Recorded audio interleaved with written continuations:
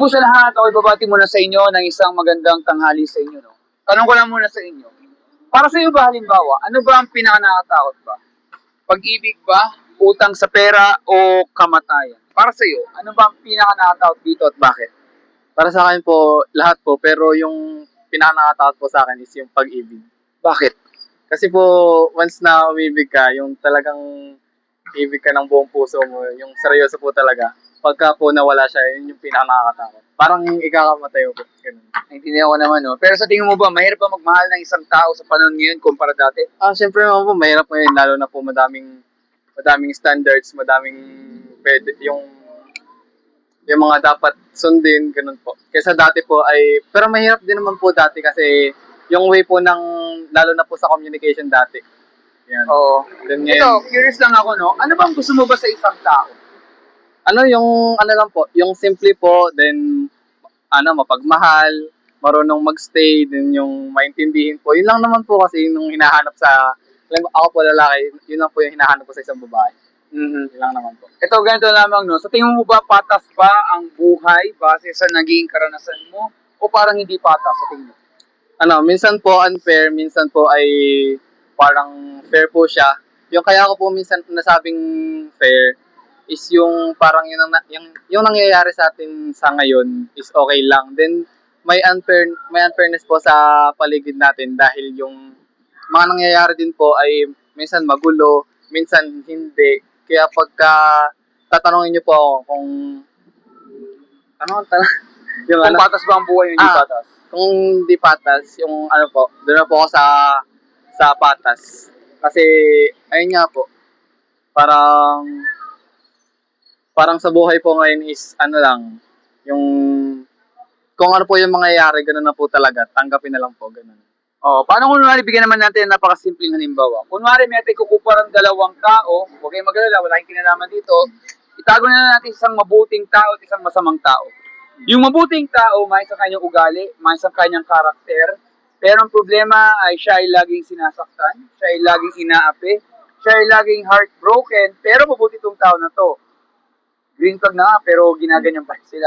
Versus yung masamang tao, masama na yung ugali, kitang-kitang pagiging masama, red flag na nga yung ugali, pero mas dumadami yung kaibigan. Siya pa yung At marami pa doon, nagkakajowa pa, kahit kita-kita na ang pagiging red na talaga yung ugali nito. Doon na nga po. Yeah. Tanong ko lang naman yung napaka-simple. Napapansin mo ba yung ganyang trato na yan sa totoong buhay? Sobra po. Ba't gano'n ang mga tao kaya? Kasi po dun sa, ngayon, naranasan ko po kasi yung may green flag. Halimbawa po ako, minsan na rin po ako nagmahal. Kumbaga, green flag po ako, tapos halos bigay-bigay ko na po lahat. Pero sa uli, yun po, talagang kung sino po yung masama ugali, kung sino po yung medyo may pagluloko, ganun, siya po ba yung pinipili. Naranasan ko rin po kasi. Oo nga kasi ganito lamang yan, no? Tanong to naawa ka ba sa mabuting tao, kunwari? Ano po? Naawa ka ba sa mabuting tao? Naawa po? Oo. Oo po. Sa tingin mo, karapat-dapat bang mahalin ang isang mabuting tao? Opo. Kasi bakit? Sobra. Dahil ganito kasi, di ba ito tayo tinuruan, kung tayo magiging mabuti ka sa kapwa mong tao, sa totoo sila ang may mali. Sila ang mapapaya dapat kasi alam nilang mali ang kanilang ginagawa, sila ang mapapahamak. Hindi yung baliktad na nangyayari ngayon.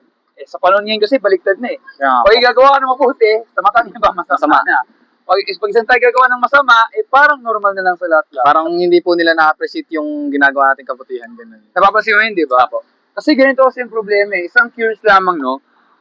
Tanong ko lamang, may ka mo ng KMJS? Apo. Familiar ka ba sa isang episode na yung lalaki na 28 years old at siya may jowa ng 67 years old na babae?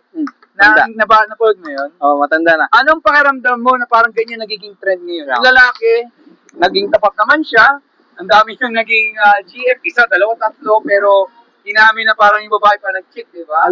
Pero ang tanong lamang, sa tingin mo ba, ito na bang trend natin ngayon? Parang kailangan ba patagalin na lang lahat? Hindi po, dapat baguhin na lang po yung mga ganyang mga trend na po, ganyan. Kasi kung tutuloy pa po yan, parang nakikita lang natin sa bansa natin ngayon na sa mga trend na parang pangit na po, parang patoxic na patoxic. Sa tingin mo, sa opinion mo lang naman, no? Sa tingin mo, sangayon ka sa gano'n na dapat, hintay mo na lang yung pagmamahal mo, kahit wala na yan sa edad, o dapat kahit papano, may akma mo kahit papano edad? Yun na lang po. Dapat ay, ano lang po, kung ano po yung dumating, yun na lang po yung tanggapin. Ganun na lang, no? Kasi, syempre, yun yung sinasabi ko kasi dahil sa nakakita, ang laki ng age gap. Tapos Opo. yung lalaki, talagang gusto niya, Talaga. matured, pero kakaiba lang ang mga kanya, mga hinahanap niya, no? Eh, syempre kasi, kaya ako nasabi yan, dahil sa panahon natin ngayon, mukhang ganyan na ata ang nangyayari. Isasabihin nila, hindi, kailangan mag-ingat ka, hindi, wise lang ako. Oo nga, pero sinasagasaan mo na lahat. Yung iba naman, naghahanap lang naman tamang pagmamahal, kaya lamang, nagiging komplikado. Ngayon, para mas ano maintindihan yan, sundan na itong mas madadali kong tanong. Tanong ko lamang sa iyo, ikaw ba isang mabuting tao po? Opo. Very Sobra po. confident, ha? Kung ilalagay mo sarili mo, kunwari, from 1 to 10, 1 daw, masama daw kayong tao, or 10, sobra daw kayong mabuti. Saan niyo po ilagay sarili niyo from 1 to 10? 8 po. Mataas, ha? Para Eight. sa'yo, ano ba yung sabihin ng mabuti? Yung pong, ano, yung, para sa akin lang naman po, ang pagiging mabuti po ay yung, ano lang, yung kaya mo ibigay lahat, then, yung, iintindihin mo po yung mga bagay na kahit masakit na sa'yo, iintindihin mo na lang po. Then, gagawa ka rin po ng mga magagandang bagay sa kapwa mo. I see. May ikaw ba sa dictionary? Medyo po. Pero nagsusearch ka naman kay Google or kay AI, kunwari, pag hindi mo alam isang salita. Nagsisearch po ako, pero minsan po, mas ginugusto ko pong intindihin yung word or yung gusto kong malaman kaysa po gumamit ng mga ganong bagay. Hindi na ako naman, no? Bigyan kita ng konting kalaman. No? Alam mo ba, sabi sa dictionary po, para daw masabi na good o mabuti, ito po ay may kinalaman daw sa ugali ng isang tao. Dapat daw wala kang ginagawang masama, wala kang ginagawang krimen, at wala ka daw sinasaktan na tao kahit sanggol. Eh ngayon, tingnan natin itong mas mabibis sa tanong kung tama talaga ang sinasabi ng dictionary. Halimbawa lamang, kayo po ba ay nakapagsinungaling po sa tanan ng buhay niyo po? Opo, nakakapagsinungaling po ako minsan, pero po, in terms of, ano po, yung alam kong makakasakit po, then alam kong may magagalit, kailangan ko na lang po magsinungaling para hindi po masaktan yung, ano. Kaya nga lang eh, problema kasi, lahat po tayo ay guilty dyan. Kasi Guilty. yan ang matututo isang bata ang magsinungaling. Kaya natututo tayo mag-compromise o makumprimaso. I mean, tinatawag ng pahamak sa isang mangyayaring sitwasyon. Kaya lamang, lahat agad tayo dyan ay guilty. Pero ito po, kayo po ba ay nakaranas na magnakaw ng kahit anong pera o gamit sa tanan ng buhay niyo po? Ay, Halimbawa hindi. lamang, mapalapis, ballpen, barya, may na po sa kalsada, hindi mo lang binalik, or nung opya ka o nung kopya ka sa exam or quiz sa tanan ng buhay niyo po. Never po. Sigurado ka? Apo. Well, mabuti po kung ganoon, hindi kita pinagdudahan. Huwag lang sana mangyari rin yan sa mga susunod dahil napakahirap talaga yan. Kasi ang totoo dyan, dyan po maaaring masira ang pagkatao ng isang tao dahil nga, madali siya matukso kahit sa maliit na bagay. Kaya nga lang, may mga tao talagang guilty dito. Pero ito po, kayo ba'y nakaranas na magalit isang tao? Opo. Pagka yung may nagawa po siyang hindi ko po nagustuhan, then talagang hindi po siya nag-sorry, yun, doon po ako nagagalit. Ano naman po, mapapatawad naman po. Pero pagka yung sa isang tao na may nagawa sa akin kasalanan, pero hindi po nakahingi ng tawad, doon lang po talaga ako nagagalit. Nawawala ba ang stress mo pag yung nagagalit o lalong tumitimbre? Lalo po. Like, pag nagagalit po kasi tayo, tumataas po yung ano natin. Then, yung parang adrenaline po natin. Tapos, pag nagalit po tayo, parang sumasakit po yung dibdib. Kaya, pagka ano po, mas lalo lang pong nadadagdagan yung stress. Kaya, para po maiwasan yun, magpatawad, gano'n po. Oo nga, kasi kunwari, halimbawa, sinasaktan ka, kunwari isang tao, no? Siyempre, kaloko naman sabihin, hindi ka nasasaktan. Pero sa Yes, puso mo, parang gusto mo nang mantutok ng tao. Pero sa Hindi magawa. isip lamang, sa imagination mo lamang. Yes po. Kaya lang may nagsasabi, hindi naman tayo nakapatay ng tao, pero nakapatay naman tayo ng masasayad na salita sa isip natin at sa tumama sa puso ng isang tao. Kaya nga may nasasaktan kapag salita lang. Apo. Kasi doon, nadidepress, natotrauma, o mas kinikimkim. Pero talaga. Kaya sa totoo, lahat talaga tayo dyan ay guilty. Pero ito po, no, nagagamit yung minsan ang pangalan ng Panginoon sa walang kabuluhan. Halimbawa, naglalakad kayo, bigla kayong nadapa, napa-OM, alam mo na. Oh my God. Ang ganun po. Kaya buti hindi mo sinabi habang may basa dito bola, di ba? Ako, di ko na malahin, no? Ganun talaga eh, no? May Pero tanong ko lamang, mahal mo ba nanay mo? Opo.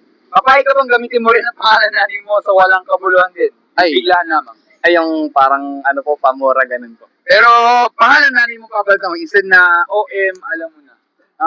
Ay, hindi po. Bakit hindi? Kasi po, for me, lang, kahit po ano yung, syempre kahit ano pong nakakagulat na bagay or nakakagalit na bagay, hindi ko po gagamitin yung pangalan ng nanay ko sa ganung bagay. Exactly, kasi hindi mo kayang gawin yan kasi mahal mo Opo. ang mga loved ones mo. Nakakagulat na rin po. At hindi man talagang normal na gamitin lang yan sa walang kabuluhan. Pero sana, ganyan din yan sana sa Panginoon. Imagine mo, ganda-ganda nitong lugar na to, tapos suddenly, mumurahin mo ang pangalan ng Panginoon sa walang kabuluhan. Ang tawag kasi po diyan ay blasphemy or pambabastos. Or kahit hindi na lang ikaw magsabi niyan, naririnig mo na yan sa paligid na parang minuhura nila ang Panginoon na wala namang kinalaman, di ba? Unfortunately, lahat taga tayo diyan ay guilty. Linawin ko po sa inyo, hindi ko yung sinisiraan, hindi ko hinuhusgahan. Yung mga tanong na yan ay tanong po ng lahat sa atin. Sa tingin nyo kaya kunwari, halimbawa, tayo po yung mamatay for example, at haharap tayo sa tinatawag na judgment day sa Panginoon. Sa tingin mo kaya, kayo ba'y guilty sa nagawa niyong kasalanan or innocent kayong tao? Guilty po. Kasi aminado naman po ako kahit hindi ko po napapansin, may mga nagagawa rin po akong kasalanan. Sa tingin mo kunwari, saan ka pupunta for example? Pag ikaw'y namatay. Sa langit ka ba pupunta o sa impyerno? Tanong lamang. Hindi ko rin po siya. Parang nasa gitna ka lang. Oo, parang nasa gitna lang po kasi minsan po may nagagawa akong kasalanan, then minsan wala naman, parang kabutihan. Pero mostly po ay mabait na po ako. Talagang hindi po ako gumagawa ng mga bagay na talagang ikakapunta ako sa hell. Okay, pero ganito lamang yan. Kunwari may isang criminal halimbawa, wala ka nang kinalaman dito. Kunwari siya ay nagnakaw siya ng pera sa bangko. Nahuli siya ng mga pulis at siya ay dadaling siya sa korte. At ito pong sasabihin ng kriminal sa judge. Judge, guilty po ako sa nagawang kasalanan, pero hindi ko po alam kung saan po pupunta. Siyempre, sasabihin ng judge, parang kalukuhan yan. Alam mo yung ginawa mong kasalanan, alam mo yung ginawang ito ay mayroong consequences o parusa, so kailangan niya pagbayaran talaga, kailan talaga siya itapon sa kulungan. Tama po ba? Kailangan po kasi kasalanan niya po yun. Kahit sabihin niya po na guilty siya, ginawa niya po yung kasalanan niya ngayon. O nga. Kaya kailangan niya pong pagbayaran. Kaya ganun din yun. Kasi yung sinasabi ko po, ay parang ganyan din ang sinasabi ng Bible. Yes po. Sabi kasi sa Biblia, ang mga taong nagsinungaling, nagnakaw, nagtaring ng galit, at iba po mga nagawang kasalanan, magaan man yan o mabigat, ginawa natin o sa isip lamang, pero sa mata ng Panginoon ay walang makarating sa langit. Hindi makikita ang kailan ng Diyos kung hindi itatapon po sa nagabagang apoy o impyerno. Sa tingin nyo kaya, kayo po ba ay nag-aalala sa sinasabi ng Bible na maaaring kayo po ay sa hell mapupunta, subalit hindi lang po kayo, buong mundo po, lahat po ay sa impyerno pupunta kasi may nagawa po talagang kasalanan sa harap ng Panginoon. Okay po ba ay nag-aalala sa sinasabi ng Biblia? Opo, kasi lahat naman po tayo is may nagagawang kasalanan. Then, ano nga po, yung kung ano po yung nasa Bible is true po yung nasa Bible. Kasi nung bata pa po ako, hindi rin po ako naniniwala dati. Pero nung lumaki na po ako, din nakaka-experience po ako ng mga bagay-bagay na nakikita ko sa Bible. Naririnig po sa mga seminarista kung ano man po yun. Talagang na-realize ko po na, ay ganun po pala, tama po pala yun nandun. Kaya need ko pong paniwalaan yung mga ganang bagay. Ano man po mangyari talaga, dapat tayo mag-alala kasi po yung pinag-uusapan natin. Oo, bigla nang interview, alam ko nandiyan ka lang sa kabila, naghahanap lang ng tamang tempo, tapos punta ka lang dito. Pero don't get me wrong po ha, wala akong masamang intensyon. Ako lang po ay nagmamalasay namang bilang isang Pilipino katulad nyo, no? Napansin ko lamang hindi mo to pinili kanina, no? Pero sabi mo natatakot ka rin. Pero tanong ko lang ulit, natatakot ka ba sa kamatayan? Opo. Halimbawa, gusto mo mabuhay ng napakahabang panahon. Ilang years old gusto mo magtagal dito? Hanggang sa may ano na po, may apo, tas meron pong magandang buhay. Oo. Then ayun po, may basta po may successful na nagawa ko sa buhay. Tsaka kabutihan po na nagawa ko. Bago, sana po kung sakali man nabigyan ni Lord ng pagkakataon, gusto ko po munang makagawa ng maganda dito sa ating bansa. Halimbawa, may mag-offer sa iyo ng 100 years old. Tatanggapin mo ba? Opo. Kasi ibang tao, ayaw na nila, napapagod na sila dito, no? Pero alam mo ba hanggang kailan ka magtatagal dito sa mundo na to? Hindi ko po alam. Yun ang problema ng tinatakot, no? Yun nga, kanina. Kasi kung ano po yung mangyayari sa atin, yun na lang po talaga yun. Kung ano po, kung gaano po tayo katagal dito sa mundo. At bigla tayong kanina, di yun nga po. Totoo. Yun nga, wag naman sana kunwari sa bigla ng interview, bigla bagsang dito ng puno. Bigla bagsang ng bola. Tama sa atin yung volleyball. Pero, kagaya niyan, siyempre, di ko tinatakot kasi ang buhay lang talaga ay maiksi lang talaga. Sabi nga po ni Kuya Kim po, weather lang. Tama. Or halimbawa lamang, May napanood nga ako sa TV, sa KMJS din, saka makakita, natusok lamang ng tinik ng tilapia. Patay. Oo nga eh, parang grabe. Tapos bibili ka ng kain ng tilapia sa palengke. At takot na. Oo, pero hindi, normal lang pumatakot kasi pinapahalaga natin kasi talaga ang buhay. Hindi talaga tayo nilikha dito para maging careless ang buhay natin. Kaya lamang talagang ang buhay talaga makes it lamang. Pero ito kasi ang punto lamang. Sabi kasi sa Bible, ang puso natin talaga, talagang malim lang tayo. Tapos, on the other hand, ang ating nagawang kasalanan talaga ay kabayaran. Ay kabayaran pala sa kamatayan. Pero hindi ibig sabihin po nito dahil nga ang kabayaran sa ginagawang kasalanan ay kamatayan, don't get me wrong po, hindi ibig sabihin mamaya patay na kayo, hindi po ganun na. Iilamin ko po sa inyo. Taga hindi lang po predicted yung Oo, ang punto lamang po kasi, magtaka ka na lang, kung lahat ay gumagawa ng kasalanan, dapat wala na tayo dito noon pa. Yes po. Diba? Diba't hanggang ngayon, Dito pa rin po. marami pa tayo dito. Dito, wala pa nangyayaring krimen dito. I mean, nakikita mo na sa paligid, di ba? Kasi Mayapa. ganun din lang kung bakit kahit galit ang Panginoon sa kasalanan at makasalanan tulad natin, at meron talagang impyerno, may isang salita kung bakit nagbabago lahat. Naging salitang mercy, M-E-R-C-Y. Opo. Ano sa Tagalog nun? Yung awa. Tama. Awa. Ikaw ba'y nahingi ng awa sa araw-araw? Yes po.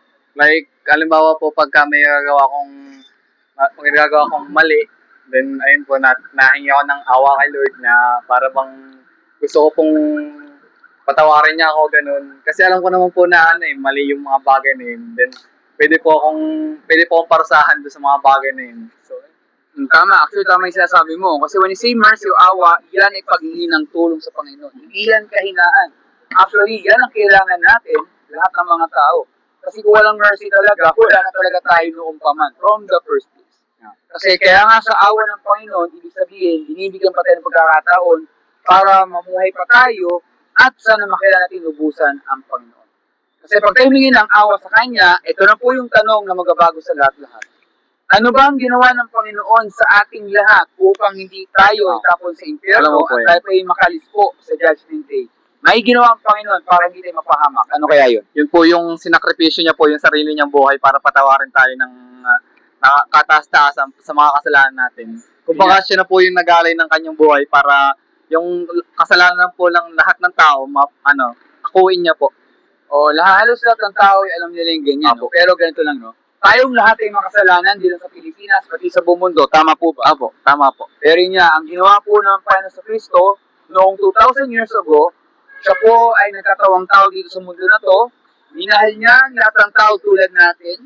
Nagbahagi lang siya ng katotohanan at pagmamalasakit. Pero nung ginawa sa kanya, hindi siya tinarato ng tama. Oo. Siya ay tinorture, siya ay pinahirapan, siya ay iniwan sa ere, hindi yan hugot, at siya ay pinatay at ipinako sa krus ng Kalbaryo. Sa anong dahilan? Wala. Nagbahagi lang siya ng katotohanan, pero ayaw ng mga tao Ayaw po ng mga tao. Yan yung dahilan kung bakit si Jesus, alam niya, noong pa man, ay talagang mapapahamak siya. Kasi hindi siya nagkasala eh. Kung siya man ay natukso, hindi siya nahulog. Kasi naging tapat siya sa salita ng Panginoon. Opo. Kaya nga kung nababasa mo ang Bible, pinilit siyang tuksohin ng demonyo, pero ang demonyo pang napagod at siya ang lumayas. Kasi nga, ay ang totoo talaga, ay kapag tayo ay hindi natin napahalaga ang salita ng Panginoon, baka tayo ay matamaan talaga ng iba't ibang tukso at lagi ito nangyayari to sa atin araw-araw. Pero si Jesus, kailanman hindi talaga siya nagkasala at hindi siya nahulog sa mga tukso na yan. Kaya nga siya ay Panginoon noong paman, kaya siya ay nabuhay sa pangatlong araw bilang hudyat na matagal na pong natalong kasalanan, natalo na po ang kasamaan at meron pong buhay na walang hanggan. Sa madaling salita po, para maligtas po ang isang tao, wala yan sa mabuting gawa. Dahil ang kaligtasan po ay nasa biyaya lamang o grasya ng Panginoon o yung kanyang regalo. No? At para doon tayo maligtas, may binigay ang Panginoon na dalawang regalo na to. Una, narinig mo sa itong repentance? Hindi pa po. First time na narinig? Apo. Okay, sa Tagalog po, ibig sabihin yan ay pagsisisi sa kasalanan. Okay, ganito lamang yan. Kapag ikaw ba'y nagkalagnat, makapunta ka ba dito sa lugar na to? Hindi po. Siyempre, pag ikaw'y nagkalagnat, gusto mo Nakahiga. laging gumaling. Pag po tayo may nagawang kasalanan, talikuran, pagsisihan, at babaguhin ating kaisipan. Yan yung repentance o pagsisisi. Turn away from sin and change your mind. At ang pangalawa po ay ang pananampalataya or faith. kay Jesus Christ as Lord and Savior. Repentance and faith. Pag nagating dalawang bagay niyan ay pwede patawarin ng Panginoon, bigyan tayong bagong puso at isipan, at higit sa lahat po, anuman ang pagsubok na pigatan natin, meron pong pag-asa. Hindi sa mundo na to, kundi sa Kanya lamang, at dahil doon, meron pong buhay na walang hanggan. So, bago po umalis, meron na lang ako mag-isa tanong lamang. Sa tingin nyo kaya, nagsasabi kaya ako ng totoo sa ating napag-usapan po? Opo. Pag-iisipan niyo po ba ang ating napag-usapan po? Opo. Okay na po maging honest, no? Do you think ba open pa kita sa ating napag-usapan? Hindi naman po. Hindi naman po. Sa akin po, okay lang naman po kasi kahit lang po, random lang po na kayo lumapit sa akin. Okay lang na po. Kasi po yung shinare niyo sa akin, yung in-interview niyo sa akin is tungkol kay God. Then, lang po ako, yung para pong nananampalataya din po sa God. Like, hindi naman po katulad tayo mga kabataan na parang wala na pong pakido sa ating Panginoon. Nandito pa rin po ako para yung maniwala sa mga salita ng Diyos. Then, ayun nga po, talagang kahit po madaming gulo sa paligid, kahit po ganun, talagang naniniwala pa rin po ako na magbabago at maayos po yung ating kapaligiran. Meron ka bang Bible sa bahay niyo? Meron po. Nakakapagbasa ba lagi? Minsan lang po kasi lagi po ako nasa trabaho. Then, nababasa ko lang po yun is paggabi po. Then, pag may gagawin. Ito naman, pag yun nagugutom, anong gagawin mo? Kakain. Diba, araw-araw, di ba? Sabi, mamayang gabi kakakain, di ba? Magkakasakit po tayo. So, sana ganyan din po ang Bible. Sana mabasa natin ang kanyang salita araw-araw. Kasi yan ang love letter ng Panginoon sa ating lahat. At kaya tayo dito sa mundo na to ay para sa Panginoon. Para makilala natin siya at siya ang maging pag-asa natin habang buhay. Bilang pagkatapos po, ang masamang balita, lahat talaga tayo lahat po tayo hindi mabuti, lahat po tayo makasalanan, lahat talaga tayo ay sa hell mapupunta. Kasi yan ang justice ng Panginoon sa kanyang tinitingin niya sa lahat-lahat. Yes. Pero mabuting balita, marami namang maliligtas. Hindi nga lang po lahat. Siyempre maganda po kung kayo po ay isa sa mga maliligtas, kung talaga po tayo ay nagsisi talaga sa kasalanan, yan yung repentance, at nanampalataya or faith kay Jesus Christ as Lord and Savior. At pag nangyari yung dalawang bagay na yan, pwede tayo patawarin ng Panginoon, bigyan tayong bagong puso at isipan, at higit sa lahat po, anuman ang pagsubok na pigatan natin, meron pong pag-asa. Hindi sa mundo na to, kundi sa Kanya lamang, at dahil doon, meron pong buhay na walang hanggan. So, maraming salamat dito po. Meron ba yung katanungan po? Meron ba yung katanungan po? Wala na po. So, kung walang katanungan po, ako po yung papasalamat dito sa oras na to. Mag-ingat po kayo. Stay safe po sa inyo. God bless po. Stay dry kasi ang init talaga, and stay rehydrate. And of course, yun nga, muulan na rin, kaya ingat rin po kayo. No? So, maraming salamat. Thank you po. Thank you po.